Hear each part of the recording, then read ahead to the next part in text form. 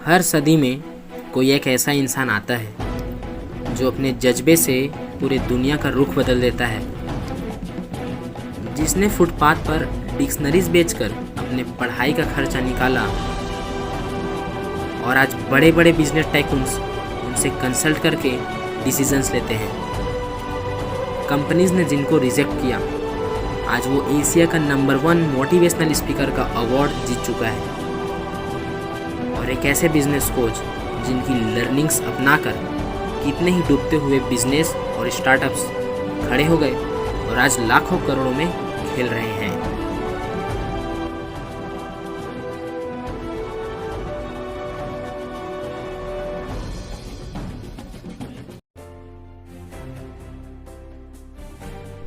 नमस्कार दोस्तों, B motivational में आप सभी का स्वागत है। और आज मैं कुछ ज़्यादा ही एक्साइटेड हूँ क्योंकि जिस शख्सियत के बारे में आज मैं सुनाने जा रहा हूँ उनके बारे में मैंने बहुत कुछ पढ़ा था, बहुत कुछ सुना था, बहुत सारे वीडियोस देखे थे उनके यूट्यूब पर, लेकिन उनके रियल लाइफ के बारे में बहुत ही कम लोगों को पता है। जी हाँ दोस्तों, आज हम बात करने जा रहे हैं एशिया के number 1 motivational speaker doctor Vivek Bindra ji के बारे में।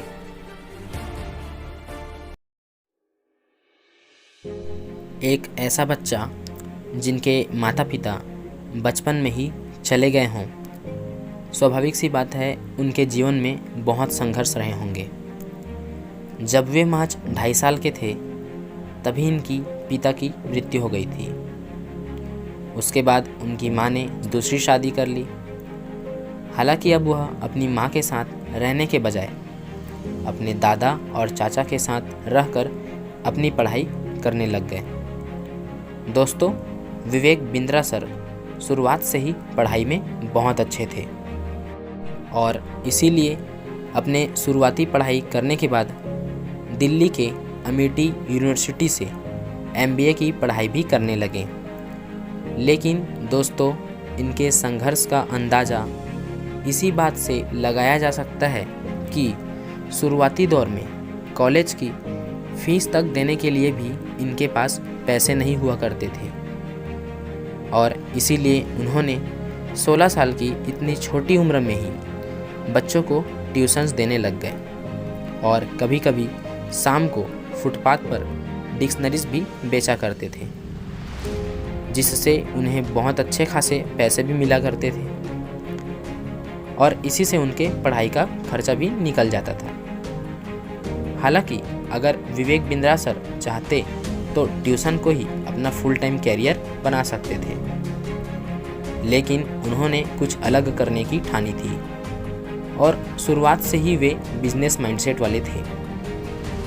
लेकिन दोस्तों, एक समय ऐसा भी आया कि जब विवेक बिंद्रा सर ने अपने आसपास किसी भी सगे को नहीं पाया तो वह 4 साल के लिए वृंदावन में एक सन्यासी की तरह रहने लगे और सन्यासी जीवन व्यतीत करने लगे। उस समय वह काफ़ी ज़्यादा मानसिक तौर पर परेशान रहा करते थे। तभी उनके गुरु ने उन्हें भगवत गीता पढ़ने की सलाह दी और आज हम उनके वीडियोज़ में भगवत गीता का जिक्र करते हुए देख सकते हैं। हालांकि विवेक बिंद्रा सर का मानना यह है कि गीता कोई धार्मिक किताब नहीं है, बल्कि यह जीवन किस तरह से जीना है इस बात को सिखाती है। और विवेक बिंद्रा सर का यह मानना है कि आज वह जितने भी सफल हैं उनमें भगवत गीता के ज्ञान का भी बहुत बड़ा योगदान है। हालांकि आगे चलकर गुरु के आदेश को मानते हुए विवेक बिंद्रा सर ने बिजनेसमैन बनने का फैसला किया। साथ ही उन्होंने यह निर्णय लिया कि जो लोग पैसे के अभाव में एक सफल बिजनेसमैन नहीं बन पाते वह उनकी सहायता करेंगे। और फिर उन्होंने अपने लिए एक कमरा किराए पर लेकर उसे ऑफिस बनाया और फिर कुछ समय तक अकेले ही सारा काम करते रहे। बाद में उन्होंने अपनी टीम बनाकर अपने काम को और भी तेज़ी से बढ़ाने का निर्णय लिया और धीरे धीरे वह एक सफल बिजनेसमैन बने। और आज इसीलिए इतनी मेहनत, संघर्ष और कठोर परिश्रम करते हुए उन्होंने उस मुकाम को छुआ है कि देश विदेश की लगभग हर बड़ी कंपनियां आज उनकी क्लाइंट है और उनकी बिजनेस ट्रेनिंग्स को अपनाकर अपने बिजनेस को काफ़ी ज़्यादा डेवलप कर रही है। आज लगभग लाखों करोड़ों युवा उन्हें अपना आइडल मानती है और उनके वीडियोस से मोटिवेट होती है। हाल ही में उन्हें द इकोनॉमिक टाइम्स ने the game changer of India और द टाइम्स ऑफ इंडिया ने best CEO coach of India के अवार्ड से भी सम्मानित किया है।